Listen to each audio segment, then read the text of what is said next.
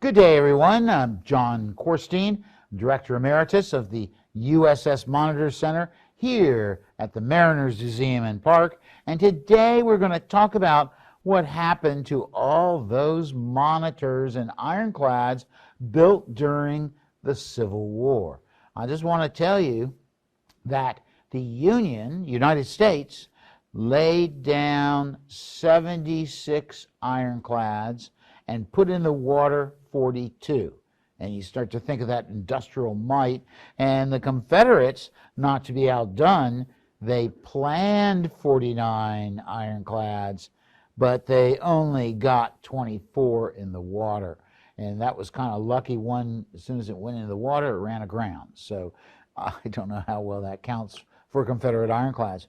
The Monitor design was simply expressed not a very good design because it was not seaworthy, and it also lacked heavy firepower. But the Union Department of the Navy, especially under the influence of Assistant Secretary of the Navy Gustavus Vasa Fox, really pushes building ironclads and monitors particularly. He thought they were the answer. But in a post-World War, you can understand that what are you going to do with them? And so they will actually build some new ironclads. This is the Amphitrite right here. Has a long story behind it, but you can see how they've changed the ship to make it more seaworthy. And this is a breastwork, right, they put in so that, you had, look how the turret is mounted up on a conical base.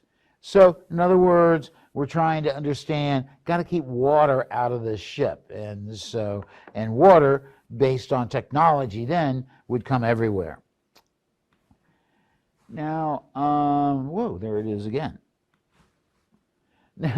This is what you would see at many, many Navy yards in the United States. They're laid up, they're put in ordinary, and left to just rust. And yet they get called upon. And I'll go through particular ships. One of I think the most unique monitor made during the war was actually the USS Roanoke. And so, after the Battle of the Ironclads, the Confederates, or the Union, is going, wow, how do they make that ironclad out of that ship? And they had a sister ship to the original Merrimack known as the Roanoke. So they decide to armor it, and basically the Roanoke had 3 turrets on board. Now this is the precursor, all center line. This is the precursor of ships that are going to be built in the 21st century. However, there are some problems. The Roanoke was built as a steam screw frigate, so it did not have the strength of that wooden hull and the knees and everything to support the great weight that they had placed on it. They didn't put in metal supports so they could handle the weight better.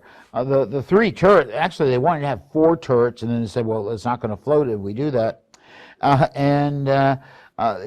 They said that the rolling of the Roanoke at sea was so great it precluded the possibility of fighting her guns at sea. So once again, it's an all big gun ship. Its draft, however, is too great to go into southern harbors and up rivers and so forth. And because it was not seaworthy, so its draft was too great for inshore operations, and the freeboard too small for ocean cruising. And once again, you have this weak hull, which the fear is that hull may, break. And so this was an effort to try to build more monitors. Now, I got to tell you that the Roanoke is going to last until 1883. It was a station ship in New York. However, eventually they say, well, we really don't need this. And so they will scrap her. It's called, they break it up. And so they'll sell these ships to various firms who scrap them for their metal and, engines and so forth. I think one of the worst, see in the Rush, these are Passaic class monitors. And you can see how they tried to make them a little more seaworthy. And so it's just left to rot, in essence. Now, this is what I consider to be the worst of the worst. This is the Casco class. Now, I have to tell you, the Casco class was designed to have a very low freeboard so they could operate in shallow rivers of the Confederacy. You can see the turtleback formation on her deck. Now, when they decided to put this thing in the water, guess what? They said, oh my gosh, we have 3 inches of freeboard, right? Here's the ocean.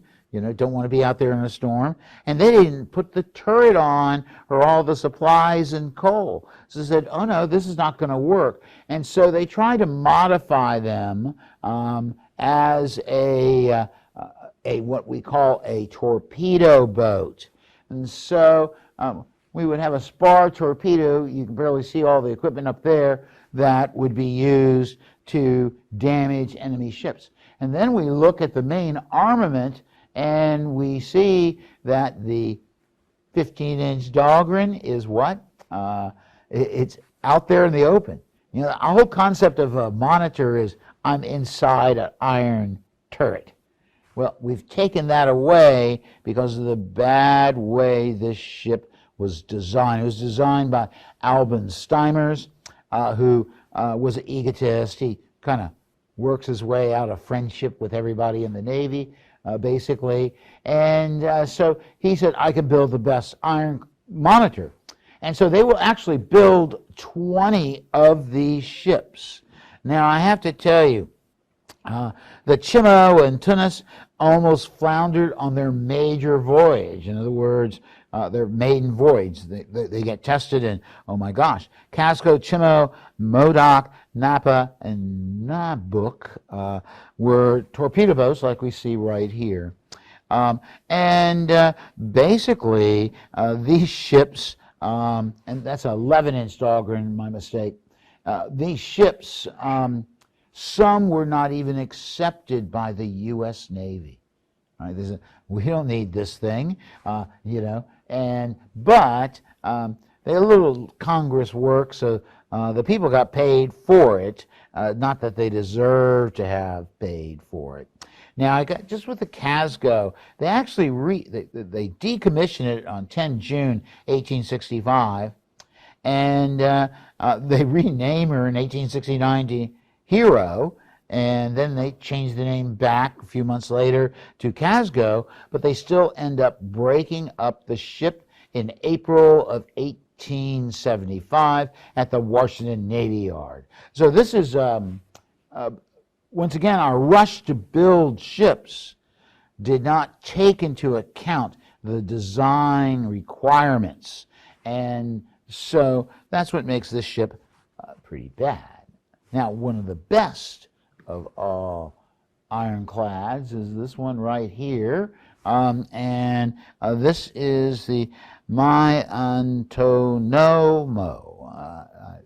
Gideon Wells wanted to have all Native American names, either areas associated with them or what have you. And so that's why we have some tongue twisters, for me anyway. And so this ship was probably, in my opinion, the most successful of monitors. This thing actually had two turrets, no overhang. In other words, why the Monitor sank was because it had the overhanging deck, right? Now they brought the deck all the way up to the bow and all the way back to the stern, allowing some space for the propeller to operate. So in other words, it's a better design. Look at that freeboard. In fact, this ship is going to cross the Atlantic Ocean under its own power in 1866 in a diplomatic mission to Russia. Because we're trying to sell these ships after the war, these designs. We've put a lot of effort into them. And so you don't see it now, but they added a breakwater to the bow of the ship, to try to keep the waves from going over the deck and swirling around the turret. Now, this is going to be part of a story, and you see, the U.S. Navy became very parsimonious at the end of the Civil War. They spent all this money. We figured one ship cost in today's dollar, this one as a fact, $24 million. Huge amount of public investiture in this type of ship. And the problem with them is they are for coastal defense primarily. In other words, if we go to war with France, there's only so many of these ships that can get across to start to interface with the enemy. Now, I have to tell you that the Navy, because it's being so cheap, one Secretary of the Navy decided to take some of these ships and rebuild them, right, under a program that will create what are called the new Navy monitors. So this thing is going to be so-called broken up in 1874, and then they're going to take all of the material and they're going to rebuild the ship as a new Navy monitor. We saw one earlier. So that keeps this ship alive till 1907. And you have to realize that not all these ironclads do well during the war. This is one of my favorite, but this gets blown up by a hole in its hull was created by a torpedo, and so they tow it back to Norfolk to think about repairing it. But the question is, why repair a non-ocean going ironclad? There is no reason to.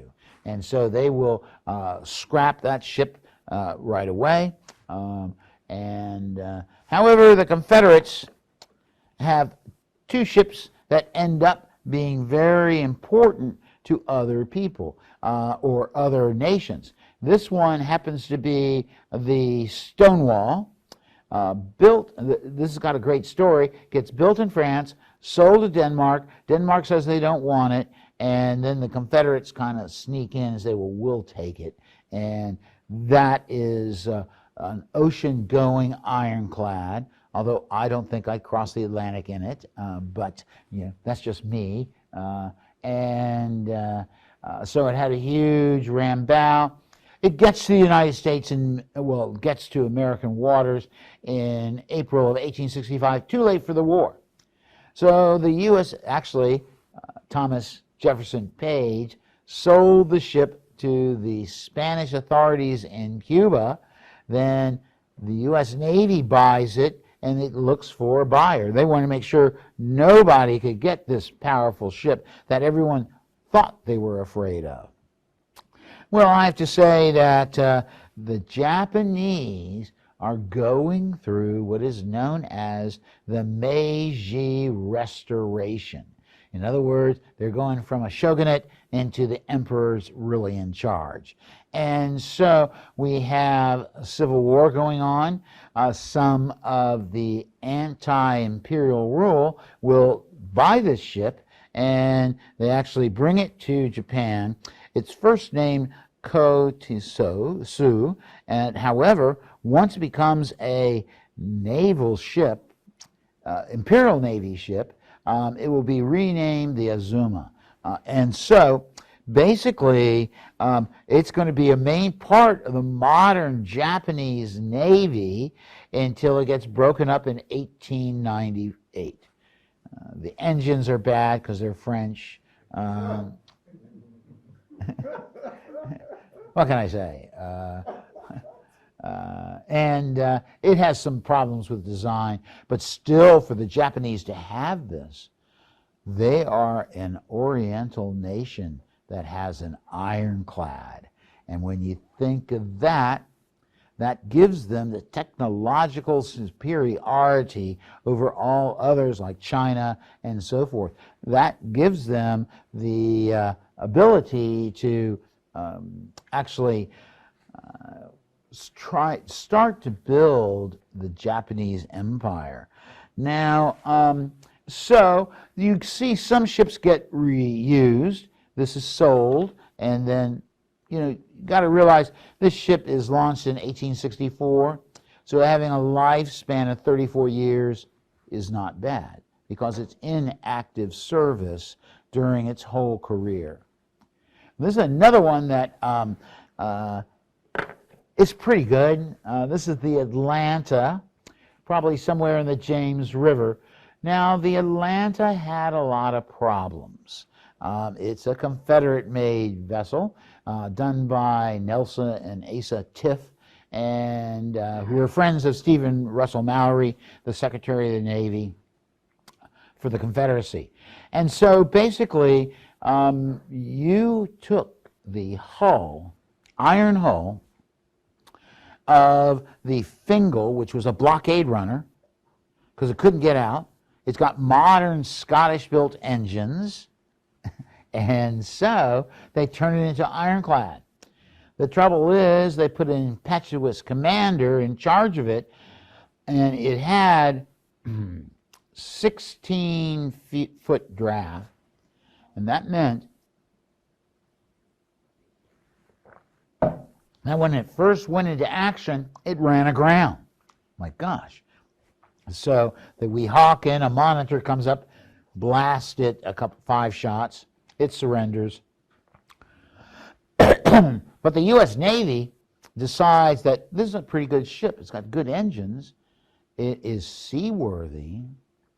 And so they turn it into the USS Atlanta and will continue its service. However, it will be broken up shortly after the war. There's only so much you can do with these ships. And but the Atlanta will not be broken up, sorry. It will be sold to the Haitian government, right? And is renamed the Triumph. And as a result of that, they buy it, and it has to be sent down to, Haiti, Port-au-Prince, and it gets lost at sea somewhere off Cape Hatteras. I'd like to find that boat, but I don't know. So this is an inaccurate painting. It has showing too many guns in wrong positions, but that's okay. So you can see there's a major effort to try and sell these ships. However, there's also this realization that many of these ships are just bad. There's a whole class known as the Kalamazoo class, and it will be, there are 4 vessels in the class.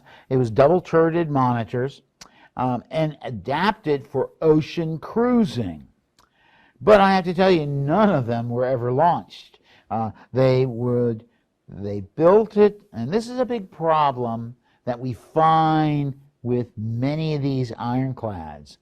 The constructors, the fabricators, are trying to get by and make more money. So they use poor conditioned iron. They use, in the case of the Kalamazoo class, they use, believe it or not, unseasoned wood, green wood, to build the hull. So what does that mean? It's going to start to rot, and so they these ships rotted on the stocks. None were ever launched, and so once again, a huge waste of money because it was an ill-conceived design, and the builders were trying to take advantage of all these luxurious naval contracts. Now, we have to go to probably the real workhouses of the U.S. Navy, and this is the Nahant. This is a Passaic class monitor. You can see the heavier freeboard, and basically you can also see how they use the stanchions for the awning to put that wooden roof to stop it from leaking. You know, these ships could have sank because of heavy water coming in during rain. So this is not very good, and so we see that the Passaics are going to end up being used in many ways, like the Comanche. Comanche is built at Secor in New Jersey, taken apart after it's built, taken all the way around to San Francisco, because there was a fear that the Confederate commerce raiders would raid San Francisco, where all that California gold is what? Getting ready to be sent east.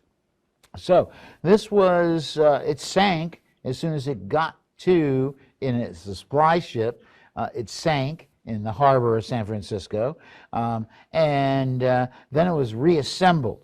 Now I have to tell you, this ship lasts until 1897, because even though it's decommissioned, then it's brought back into service because of need for a training ship. Basically, one of my favorites is of a Passaic. Could be, let's just say, the Passaic itself. Actually, as soon as the war is over, it decommissions itself, or it is decommissioned, and then we'll see that it's brought back into action, recommissioned in 1876, and it becomes, active duty. Then it gets turned into a receiving ship at the Washington Navy Yard from 1878 to 1882. Then a training ship at the Naval Academy in Annapolis, and then a receiving ship at Charleston Navy Yard, Boston Navy Yard. And then they'll say, well, we're kind of done with this, and so they will sell it. It gets broken up in 1906. These old ironclads, the U.S. Navy goes through a tremendous downsizing after the Civil War. In fact, when David Dixon Porter becomes Chief Admiral of the Navy, he'll say, well, look, you can't use coal when you're on a sailing ship. Well, that's kind of, whoa, that kind of defeats why we have, an engine on a sailing ship. And so these monitors are left to rot. Now, there is certain circumstances that are going to be brought back into action.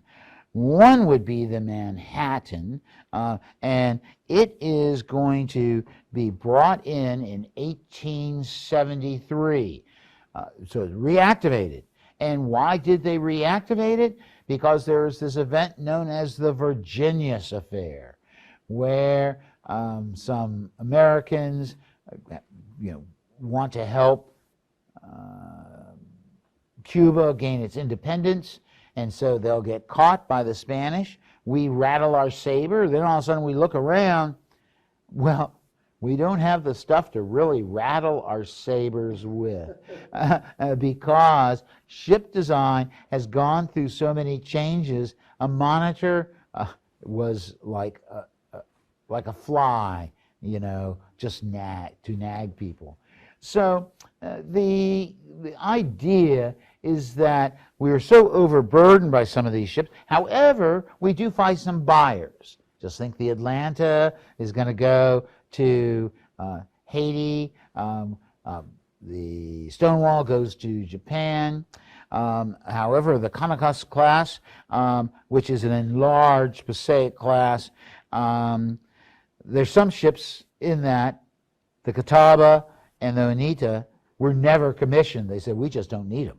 And then the Kannakas and the Wyandotte were rebuilt in 1872 and put back into service, right? And so that's pretty good. The Catawba is going to be sold to Peru along with the Oneida, and the Peruvians actually, wait a second here. Nope, that's not what I wanted.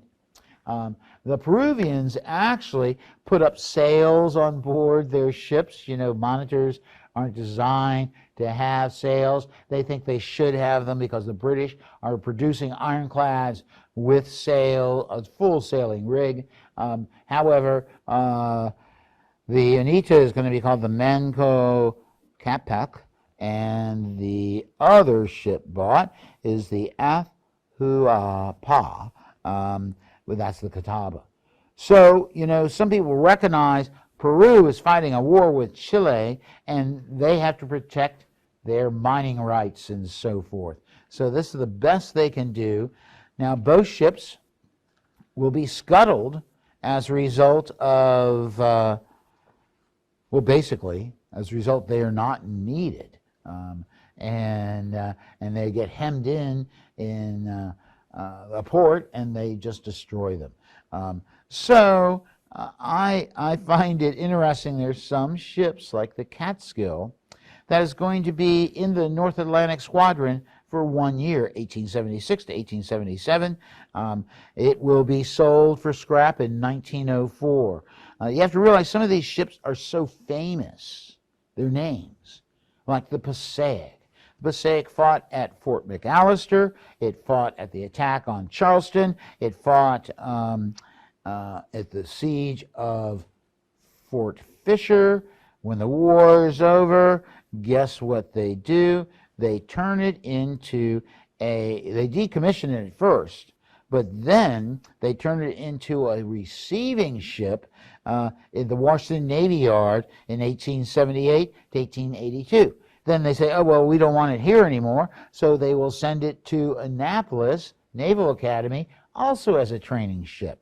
And finally, it's going to end up all the way up in Boston Navy Yard, Charleston Navy Yard, and it will be there again as a receiving ship. I think you all know the function of a receiving ship. We're in harbor, we get all these recruits, and they have to be received into the Navy. They have to learn certain discipline. Generally, during the Civil War era, our receiving ships are what? They're frigates or ships of the line that no longer can be operated. And so to have a receiving ship as one of these vessels is not very practical at all. And so that's one of the big, I think, problems with the monitors. They lack, few are, but most of them are not seaworthy. Most of them lack sufficient firepower, and the guns that are on them are really great Civil War era guns. But just think of the transition that's going on in Europe over shipbuilding. And so Great Britain is building ships left and right. Now the French, right, are in a naval race with Prussia and Great Britain. This is in the late 1860s. Now, what are they going to do? Because they can't build ships like the English. Well, there is one ship build known as the Onondaga, which sees a little bit of service here in the James River. However, it is going to be decommissioned right after the war. It's a twin-turreted monitor, and so it's got reasonably good firepower. Guess who buys it? The French. You know, they need to have more ships to counter Great Britain.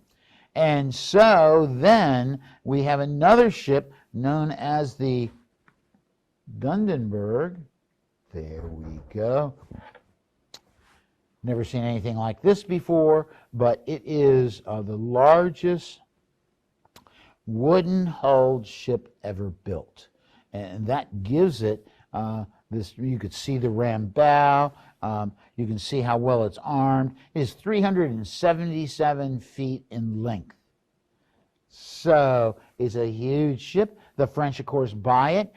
They rename it the Rochambeau, and they use it in service until the late 1880s, and it's built by William Webb. So notice how it has a sailing rig. This is really unusual for ironclads. The British kept them, but of course, because of how they were building their ships, most monitors can't withstand the strain of the sails on a ship in heavy weather. The greatest example of that is not an American ship. It is the HMS Captain, which has sails, gets in a storm, and it rolls over and sinks. And so basically, what do we do with all these ships? Well, you can see how this is the the Pala, and you can see how they have to extend the sails on it. You can also see how they have built the shield up differently from the way this vessel originally was. But once again, look at the little freeboard, lack of firepower. So the Peruvians only do this because they are worried about the, who are they worried about? Oh, so this is another great one. This is all about, they were worried about the Chileans. Now, this is the Puritan, which is going to be the largest ironclad built by Erickson. And it was supposed to have 2 turrets, but it turned out that it couldn't withstand that weight. So it only comes out with 1 turret. Actually, 3 times during launching, 2 times during launchings, it sank. One time John Worden was there, and it took them a whole day to get it to go down the ways, and then when it went down the ways, it sank. So this is not a good ship. However, the U.S. Navy, once again because of politics, will rebuild this ship as BM-1, and they will go to modify many other ships. Like I like to use this ship because it's a crazy concept.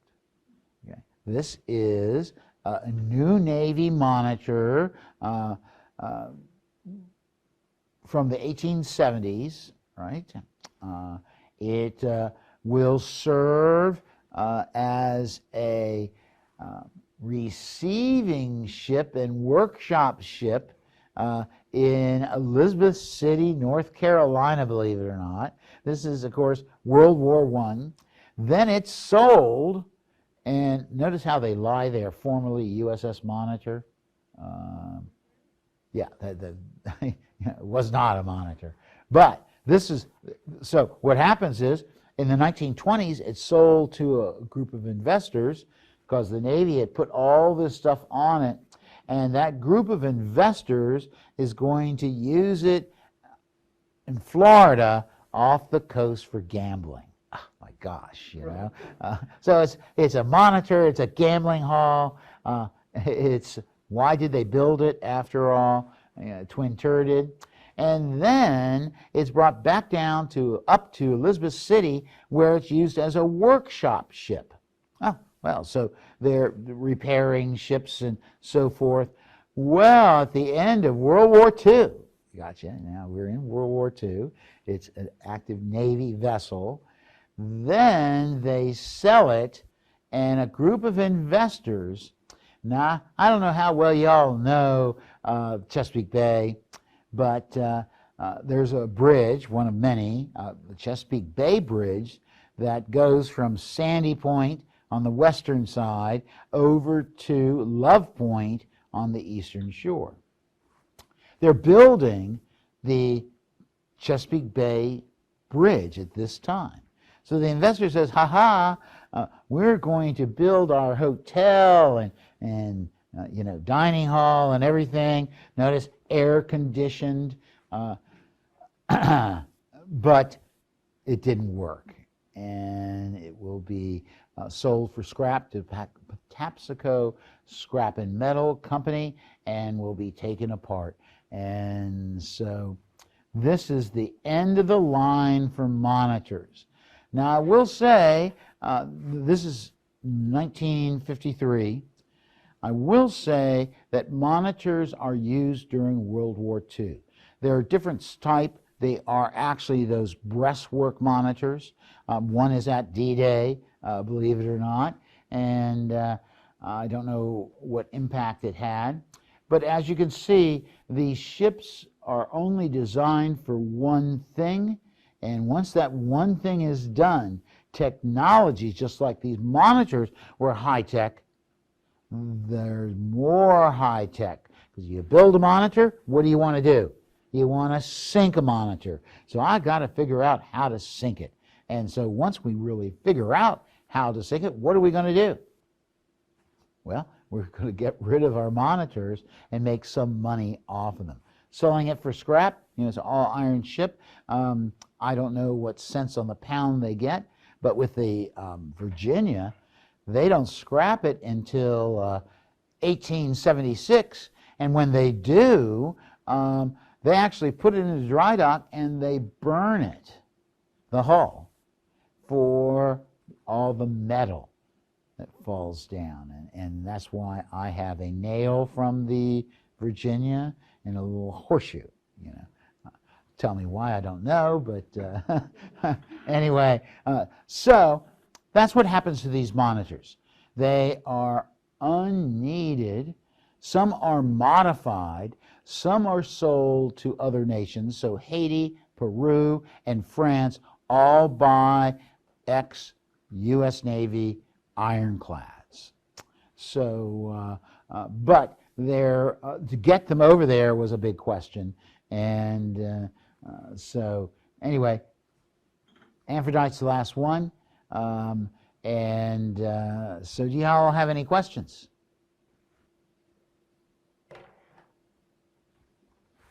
Oh, got one way down there. Okay, we'll start with a question in the room, and then I'll pop over and read a question from our online audience. Where did the Confederates have their ironworks? Where did they build their ships, and how did they procure the ore? Well, they do have some ore mines in Alabama. Cabin Creek is the name of one. When they build the Virginia, they actually pick up over 400 tons of iron that's just scrap. And so in this case, they're going to send it up to Tredegar, where Tredegar can roll iron plate. They will develop another place they can build iron plate, and that is going to be in Slocum and Markham in Atlanta. Then they have the Columbus Naval Works, where they build cannon and also some iron plate, although it's a little too late. And so Slocum and Markham iron is used on the CSS Tennessee too. But it's once, the Confederate railroads are basically breaking down. And as a result of that, it's hard to get the iron to where it needs to be. Okay, our first question from our online audience is from Lauren. And they ask, for those ironclads that were scrapped, are there any interesting artifacts that you know of preserved in museums around the United States? No, actually.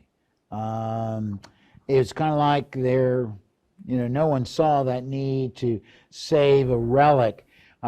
They take a turret off of one ship and use it at the Philadelphia World's Fair, right? and then you don't have the ship anymore. No one recognized, and see, the famous one was the Monitor. Then what's the second most famous? Well, I would have to say the Montauk, the Manhattan, but no one realizes preservation of these ships, and it's just like we could go find the Atlanta, but I don't think we want to. That was another question we actually had Okay. from an online audience. Okay, so in answer to that, we know a little bit about the Atlanta's trip towards Haiti.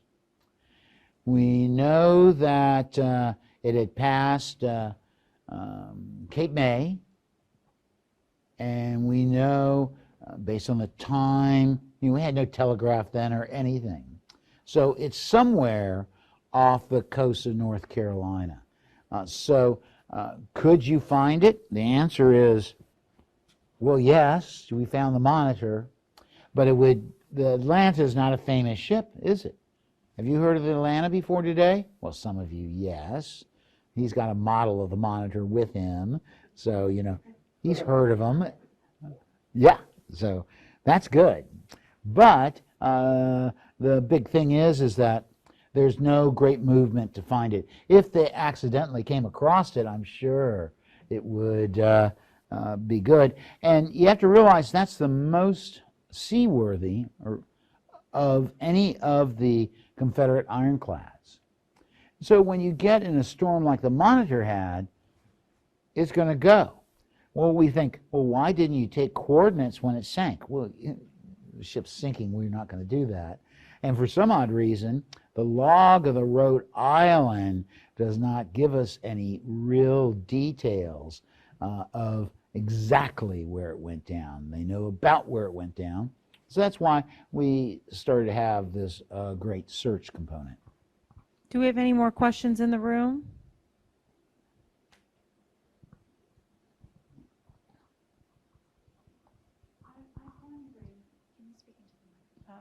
I wonder how do they, or if they can, rescue people who have shipwrecks? I'm assuming they all went down with the ship. Well, the question was, how did a crew of a Monitor survive a sinking? And the big thing is, not very well. You have to realize the Weehawken has a slight storm. Its hatches are open. They just put ammunition in forward, and so the water comes in. The pumps are near the stern. So in other words, we can't pump it out. And so you have a significant loss of life. So to get into a Monitor is difficult. To get out of a Monitor, when the ship is sinking, you have to realize the panic that seizes upon them. Whereas the Monitor, out of 67, they saved over 40, and that's pretty significant, especially considering the conditions. But if the Weehawken's just there, sinks. Patapsco, steaming around, it hits a mine, it sinks right away. And it's like the Tecumseh. They have a small amount of survivors from when it strikes a torpedo at the Battle of Mobile Bay, but very few got out. The ship sank in 90 seconds. So when you think about that, and there's one way out,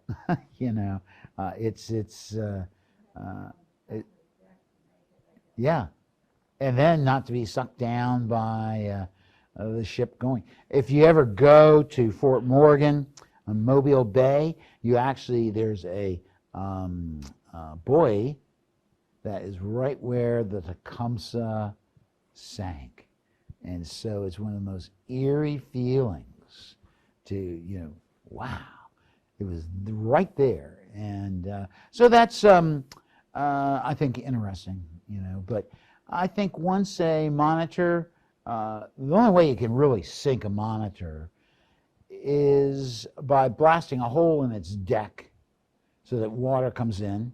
And several of the monitors during the attack on Charleston actually have holes in their deck. However, there's not enough, the seas are calm, so they can't do anything about it.